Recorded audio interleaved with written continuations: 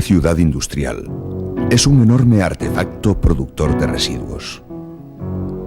Las grandes industrias nunca son generosas con el lugar donde se instalan y devuelven riqueza mezclada con todo tipo de desechos que hay que eliminar.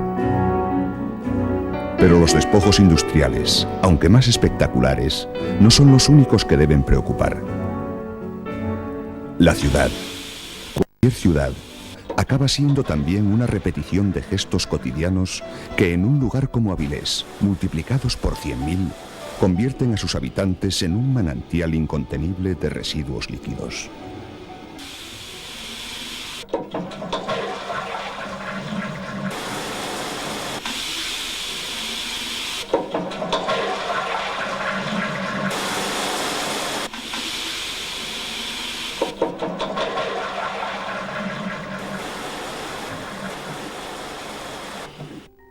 Este caudal de aguas sucias procedentes de los hogares, unido al agua que utilizan las grandes industrias, suma una fabulosa cantidad sin otro desagüe que los ríos de la cuenca hidrográfica de Avilés, ni más sumidero común que la ría. Así, ríos como Albarés, Arlós, Molleda, Magdalena, San Martín, Tuluergo o Raíces discurren por una cuenca en la que van aumentando los asentamientos urbanos conforme nos acercamos al mar, y que en Avilés acaban desembocando en una ría en la que depositan todas las basuras y sustancias contaminantes de las que se han ido cargando por el camino. Debido a la vejez de las redes de saneamiento, el crecimiento incontrolado o la industria mal planificada, aceites, grasas y todo tipo de materiales orgánicos se vierten directamente a la ría. En la pleamar, el agua dulce, muy contaminada, se superpone a un agua marina que penetra limpia, lanzando mar adentro una gran mancha.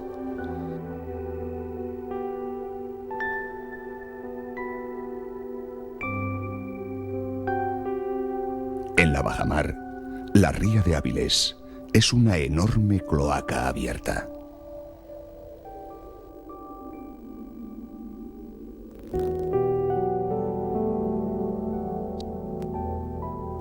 Tal situación insostenible en el presente atenta a la vez contra un pasado en el que la historia de Avilés siempre ha sido la historia de su puerto. La ciudad creció y se desarrolló sobre las marismas cuando el puerto estuvo en auge y decayó con él cuando estuvo en decadencia. La ría de Avilés no solo es patrimonio natural y económico, es también patrimonio histórico.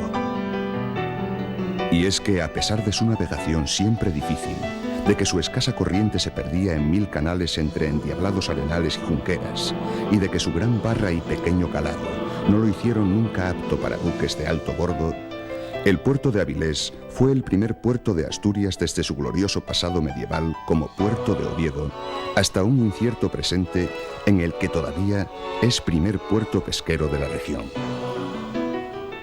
La ciudad se ha reflejado siempre en sus aguas y escrita en ellas ha quedado la historia de Avilés. Están allí los restos de aquel siglo XVIII que amenazó con matar el comercio, aunque a mediados del XIX la ría se pobló otra vez de veleros que hacían la carrera de América transportando en sus bodegas un río de asturianos sin otra suerte que la de abandonar su tierra. La tierra te duele, la tierra te da en medio del alma cuando tú no estás.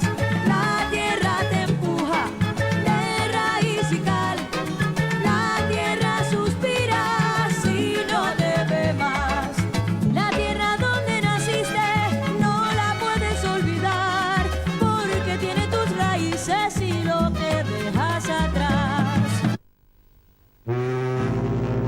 Veleros como la Eusebia, la Francisca o la Villa de Avilés dejaron paso a los vapores que a principios de este siglo pudieron instalarse en la dársena de San Juan. La ría, después de importantes obras, podía acoger barcos de gran calado. El tráfico de emigrantes fue sustituido por el de carbón. Eran los cimientos de una villa burguesa que empezó en el siglo XX ganando terrenos al mar para crecer al amparo de una ría por fin canalizada. Ciudad y puerto volvían a desarrollarse al unísono. Desde entonces, ni el puerto ni la villa sufrieron cambios tan notables hasta los años 50. Fue así como la Providencia, en forma de gobierno, decidió que una enorme factoría siderúrgica cambiara las marismas de Avilés por chimeneas y, a la vez, hiciera de la villa ciudad.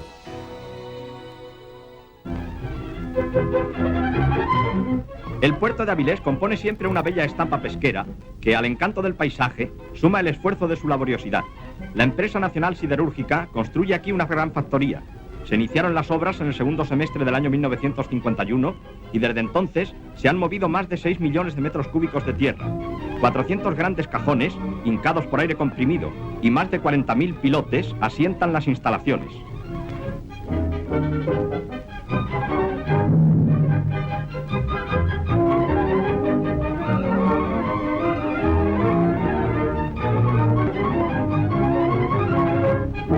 En periodo de funcionamiento normal, la nueva factoría asegurará una labor permanente a más de 5.000 trabajadores.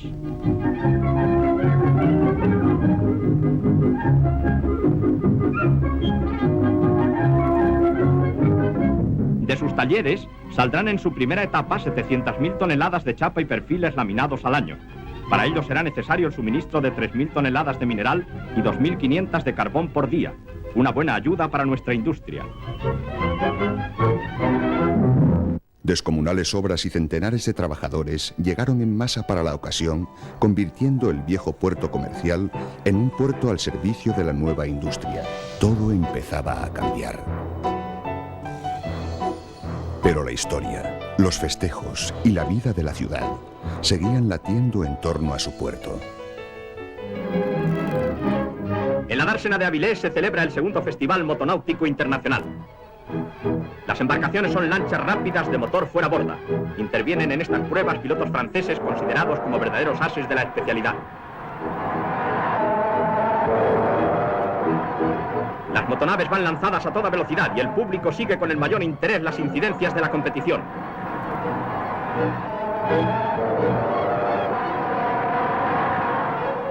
El pequeño ha dicho en casa que le preparen un bocadillito.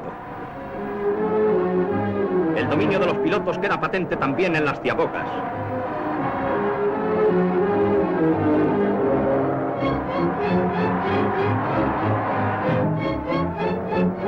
El número de trofeos que se otorgan en esta y las restantes pruebas náuticas que tienen por escenario la ría ascienden a 30, concediéndose también diversas medallas.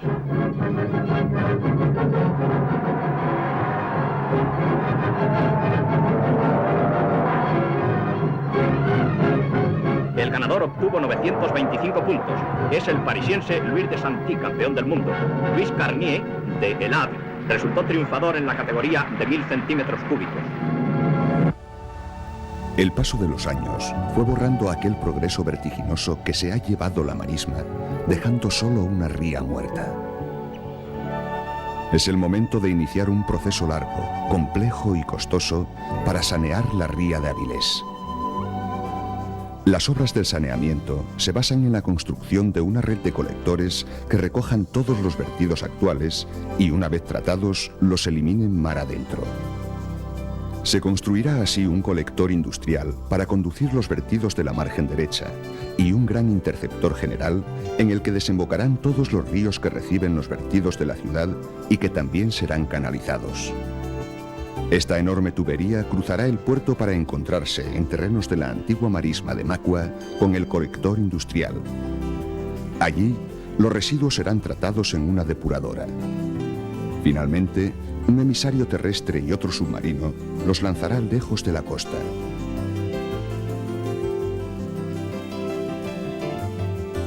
Nos encontramos, por tanto, ante una obra de fabulosas proporciones que durante varios años excavará las entrañas de Avilés para colocar enormes tuberías bajo las calles y en el fondo del puerto, asegurando así que las aguas negras no se mezclen más con las de la ría. Ya se están construyendo los colectores de los ríos en los que confluirán todos los vertidos procedentes de los edificios de Avilés. Podemos seguirlos para llegar hasta el final de todo el saneamiento. Tomemos como ejemplo de todas estas obras una de las más significativas, la del río Tuluergo. Su cauce discurrirá por debajo de las calles José Cueto, Parque de las Meanas, Doctor Graíño, La Muralla y Parque del Muelle. Es decir, más de 1 kilómetro de calles de Avilés que serán abiertas con zanjas de hasta 5 metros de profundidad para alojar un doble cajón rectangular por cuya parte superior discurrirán las aguas del río y en la inferior las aguas negras procedentes de las viviendas que ahora vierten directamente a él y en el futuro lo harán a través de 23 colectores que se incorporan luego al principal para acabar desembocando finalmente en el gran colector de la ría. Un recorrido subterráneo muy complejo que debe sortear en diversos puntos críticos todas las redes de servicios, cruzar 2 carreteras importantes y 2 tendidos ferroviarios. Los vertidos de todos los ríos son recogidos por el Interceptor General. Sin duda, la parte más compleja de la obra, ya que para construirlo se debe enterrar una tubería de unos 6 kilómetros de longitud y hasta 3 metros de diámetro interior entre la desembocadura del río Arlós y el polígono de Macua.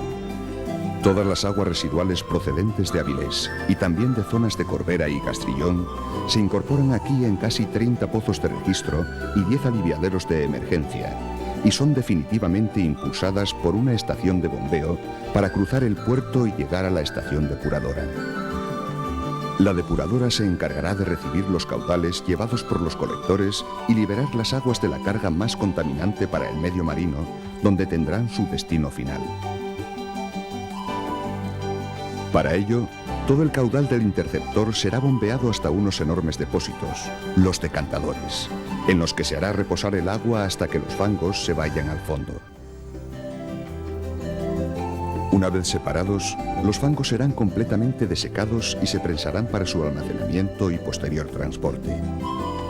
El agua seguirá procesos de riguroso control hasta salir de la planta en perfectas condiciones para su vertido final.